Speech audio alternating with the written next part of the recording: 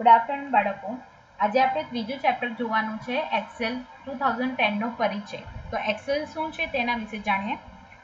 તો તેના પહેલાં હું તમને એમ જણાવી દઉં કે આપણે માઇક્રોસોફ્ટ વર્ડ વિશે જાણ્યું, માઇક્રોસોફ્ટ પાવર પોઈન્ટ વિશે જાણ્યું, જે માઇક્રોસોફ્ટ ઓફિસનો જ પેકેજ છે. તો આ મુજબ માઇક્રોસોફ્ટ એક્સેલ પણ માઇક્રોસોફ્ટ ઓફિસનો એક ભાગ છે, જે આપણને પર્ટિક્યુલર કોઈ ટાસ્ક કરવામાં મદદ કરે છે. માઇક્રોસોફ્ટ એક્સેલનો પણ ઉપયોગ ઘણી જગ્યા પર તમે જોઈ શકો છો, જે રીતે કે હોસ્પિટલ છે, સ્કૂલ છે, રેલવે સ્ટેશન છે, ઘણી બધી જગ્યા પર અકાઉન્ટિંગ જ્યાં થતું હોય ત્યાં એક્સેલનો પણ ઉપયોગ થતો હોય છે. ઘણા મોટા ઓર્ગેનાઇઝેશન છે, કંપની છે, ત્યાં પણ એક્સેલનો ઉપયોગ થાય છે. તો આ સોફ્ટવેર દ્વારા તમે શું કરી શકો છો, તો તેની મદદથી તમે માર્કશીટ બનાવી શકો, પેરોલ તેમજ કોસ્ટ અકાઉન્ટિંગની ગણતરી કરી શકો છો. બરાબર. આના ઉપયોગથી આપણે કોઈ પણ ડેટાનું પૃથ્થકરણ એટલે કે એનાલિસિસ સરળતાથી કરી શકીએ છીએ. માઇક્રોસોફ્ટ વર્ડ એ આપણું એવું સોફ્ટવેર હતું કે જેમાં આપણે ડેટાનો સંગ્રહ કરતા હતા અને ડોક્યુમેન્ટ બનાવી શકતા હતા. જે રીતે કે કોઈ શેડ્યુલ બનાવવું હોય, ટાઈમ ટેબલ બનાવવું હોય, ક્યાં તો તમારે કોઈ બુક બનાવવી, કોઈ ઓથર વિશે કોઈના વિશે કશું કંઈક ટાઈપ કરવું હોય, કોઈ પ્રોજેક્ટ બનાવવો હોય, તો કોઈ પણ વસ્તુ ડોક્યુમેન્ટેશન તમે માઇક્રોસોફ્ટ વર્ડમાં કરી શકો. પણ ડેટાનું પૃથ્થકરણ એનાલિસિસ શેમાં થશે, તો માઇક્રોસોફ્ટ એક્સેલમાં થશે. બરાબર. માઇક્રોસોફ્ટ એક્સેલ એ માઇક્રોસોફ્ટ વર્ડ જેવું નથી, પણ તેમાં તમે ગ્રાફિકલી ચાર્ટના રૂપે પણ ડેટાને જોઈ શકો છો. બરાબર. તે એક ફેસિલિટી માઇક્રોસોફ્ટ એક્સેલમાં આપેલી હોય છે. હવે માઇક્રોસોફ્ટ એક્સેલ ને બુક તરીકે પણ ઓળખાય છે, જેને તમે વર્કબુક પણ કહી શકો છો, રાઈટ, અને સ્પ્રેડશીટ પણ કહી શકો છો, રાઈટ. તો અહીં તમારે ટેક્સ્ટબુકમાં એક્સેલ 2010 આપ્યું છે, પણ આપણે શીખવાનું છે 2007, રાઈટ. કેમ કે 2007 એ બેસિક છે, તેની મદદથી 2010-16 તમે ઇઝીલી શીખી શકો છો. બરાબર. હવે કેવી રીતે આપણે માઇક્રોસોફ્ટ એક્સેલ સ્ટાર્ટ કરવાનું છે, વર્કશીટ શું છે, ડેટાબેઝ શું છે, તેના વિશે આપણે થોડુંક જાણી લઈએ. તો પહેલા તો આપણે એક્સેલ પ્રોગ્રામ સ્ટાર્ટ કેવી રીતે કરવાનું એ જોઈ લઈએ. બરાબર. તો એક્સેલ પ્રોગ્રામ સ્ટાર્ટ કરવા માટે સ્ટાર્ટમાં જઈને ઓલ પ્રોગ્રામ્સમાં અહીં તમે જોઈ શકો છો માઇક્રોસોફ્ટ ઓફિસ. બરાબર. માઇક્રોસોફ્ટ ઓફિસના અંદર આપણે સિલેક્ટ કરવાનું છે માઇક્રોસોફ્ટ એક્સેલ 2007, આ બીજા નંબર. બરાબર. નહીં તો ડાયરેક્ટલી તમે અહીં સર્ચ બોક્સમાં ટાઈપ કરશો ને એક્સેલ તો પણ આવી જશે. બરાબર. અને ત્રીજી રીત શું છે કે રન કમાન્ડ ખોલવાનો અને એમાં ટાઈપ કરો એક્સેલ, તો પણ તમને મળી જશે. ખ્યાલ આવ્યો દરેકને? તો આ મુજબ આપણે સ્ટાર્ટ કર્યું માઇક્રોસોફ્ટ એક્સેલ. તો આ છે આપણે માઇક્રોસોફ્ટ એક્સેલની વિન્ડો. માઇક્રોસોફ્ટ એક્સેલની વિન્ડોને શું કહીશું આપણે? બુક. બરાબર. તમે અહીં જોઈ શકો છો કે અહીં ટાઇટલ બાર પર શું નામ આપ્યું છે? બુક 1, જેને વર્કબુક પણ કહી શકીએ આપણે, અને વર્કશીટ પણ અને સ્પ્રેડશીટ પણ કહી શકાય. અને તમે જોશો કે માઇક્રોસોફ્ટ વર્ડમાં પેજ હતા, પણ આમાં પેજ નહીં આવશે, પણ ટેબ્યુલર ફોર્મેટમાં ડેટાનું એનાલિસિસ કરવામાં આવે છે, જે તમને ટેબલના સ્વરૂપે જોવા મળે. અહીં નંબર ઓફ રોઝ એટલે કે આડી હરોળ અને ઊભી હરોળ જોવા મળે છે, રાઈટ. આડી હરોળમાં નંબર્સ આપેલા છે અને ઊભી હરોળમાં લેટર્સ આપ્યા છે. બરાબર. તો આ લેટર્સ ક્યાં સુધી છે? કોલમ્સ કહેવાય એને. ઊભી હરોળને કોલમ્સ કહીશું, આડી હરોળને રોઝ કહીશું. તો રો અને કોલમ મળીને તમારું એક સેલ બનાવે. બરાબર. જે તમને આ રેક્ટેંગલ ચોરસમાં જોવા મળે છે, લંબચોરસ ખાનામાં, બરાબર, તેને આપણે કહીશું સેલ. તો રો અને કોલમ મળીને તમારું સેલ બને છે. ખ્યાલ આવ્યો દરેકને? ઓકે. તો વર્કશીટ શું છે? તો એક્સેલમાં તૈયાર ટેબલની સુવિધા આપેલી છે, જેમાં જરૂરિયાત મુજબ શાબ્દિક કે સાંખ્યિક માહિતી દાખલ કરી શકાય છે, તેમજ આ ડેટાનું વર્ગીકરણ ગોઠવણી કરી શકાય. તો એક્સેલમાં શાબ્દિક માહિતી એ સેલમાં ડાબી બાજુ અને નંબર એ સેલમાં જમણી બાજુ જોવા મળે છે. હવે ડેટાબેઝ શું છે? તો એક્સેલમાં ડેટાબેઝની ફેસિલિટી આપેલ છે. એક્સેલમાં સરળતાથી ડેટાનું મેનેજમેન્ટ કરી શકાય છે, તેમજ સિલેક્ટેડ ડેટાને ચડતા કે ઉતરતા ક્રમમાં સોર્ટિંગ પણ કરી શકાય છે, જે બધું આપણે 1 by 1 જોઈશું. ગ્રાફિક્સ એક્સેલમાં ડેટાને ગ્રાફિક સ્વરૂપે દર્શાવવાની સુવિધા પણ આપેલી છે, કે જેમ તમને ડેટા છે તેનો ગ્રાફ તમે ઇઝીલી જોઈ શકો છો. હવે આ જે વિન્ડો છે, તો એ વિન્ડો વિશે આપણે એનું ઇન્ટ્રોડક્શન જરા જોઈ લઈએ કે માઇક્રોસોફ્ટ એક્સેલમાં તેના ભાગોના નામ શું છે. માઇક્રોસોફ્ટ વર્ડમાં જે રીતે આપણે ભણ્યા હતા તે મુજબ જ છે, પણ થોડોક જ ચેન્જીસ છે. આ છે આપણું ઓફિસ બટન, જેમાં ઓપન કરતા એક પેનલ ઓપન થાય છે, જે પેનલ બે ભાગમાં ડિવાઈડ થયેલી છે, એક તો લેફ્ટ પેનલ, એક તો રાઈટ પેનલ. લેફ્ટ પેનલમાં કમાન્ડ્સ જોવા મળે છે, new, open, save, series, print, prepare, send, publish અને ક્લોઝ. અને રાઈટ સાઈડ પર જોશો તો રિસેન્ટ ડોક્યુમેન્ટ્સ કે જે પહેલેથી ઓપન હશે તે તમે લિસ્ટ જોવા મળશે. અને અહીં એક્ઝિટ એક્સેલ પર ક્લિક કરતા તમારી એક્સેલની વિન્ડો બંધ થઈ જશે.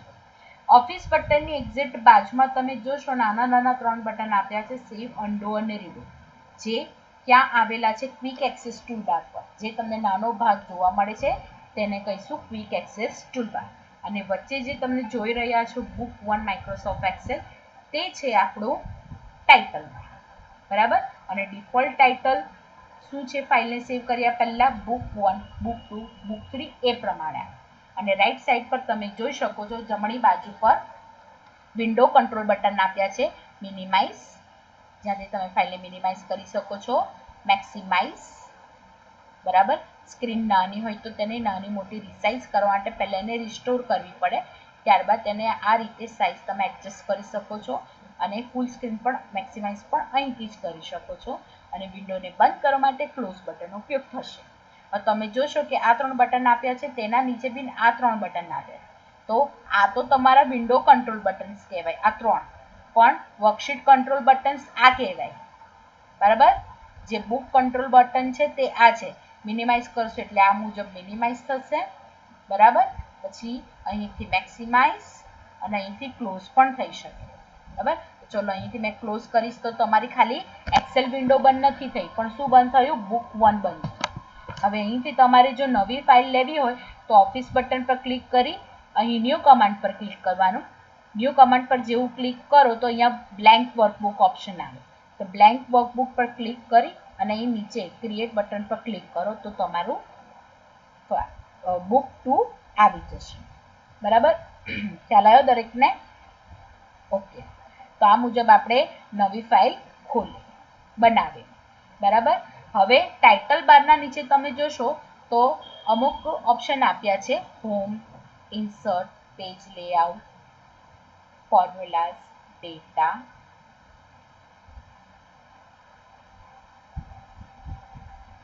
રિવ્યુ અને વ્યૂ. ટોટલ 7 ટેબ છે, બરાબર.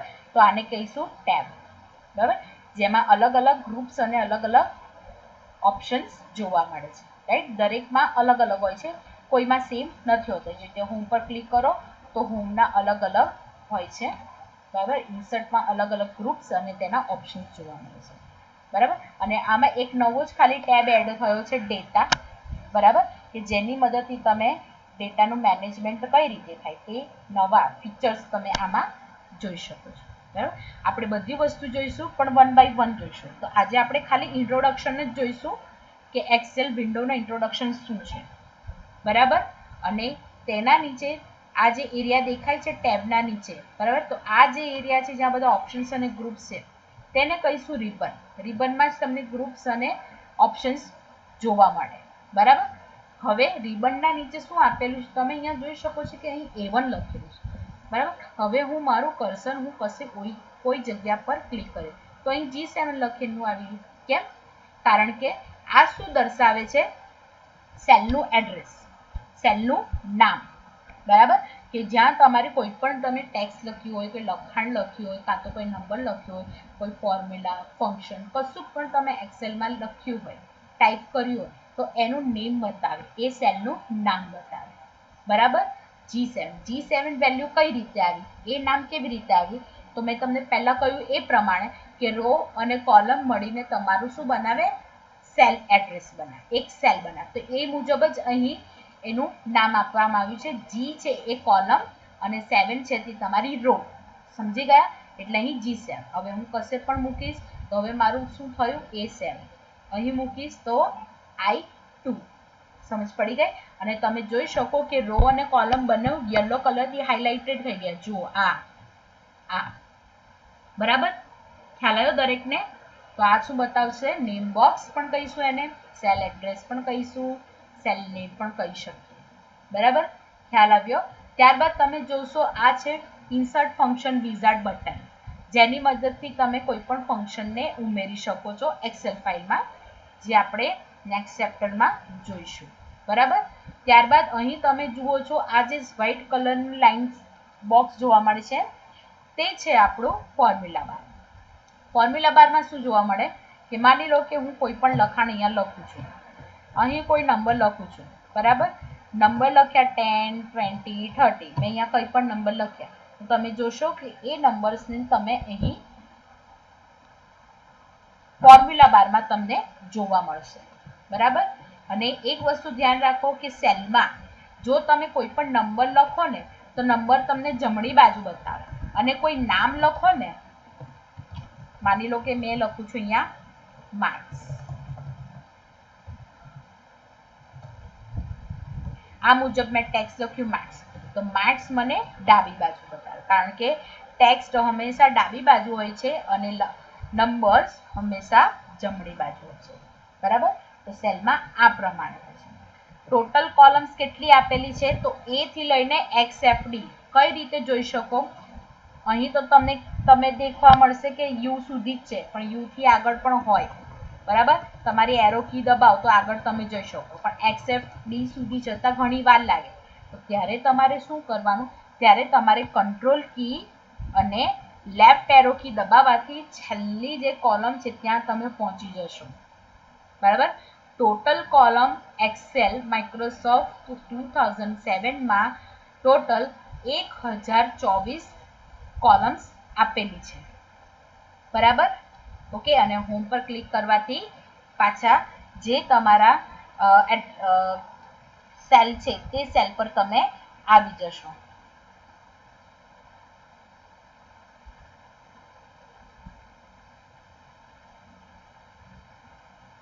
બરાબર.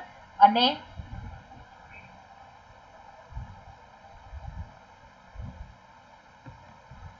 સૌથી છેલ્લી રો અહીં તમે જોઈ શકો 25 સુધી જ આપે, તો 25 થી નીચે જવી હોય રો તો પણ ઘણી બધી આપેલી છે, પણ સૌથી નીચે તમારે જવું હોય 10 લાખ ટોટલ કેટલી આપેલી છે 10,48,576 રો આપેલી.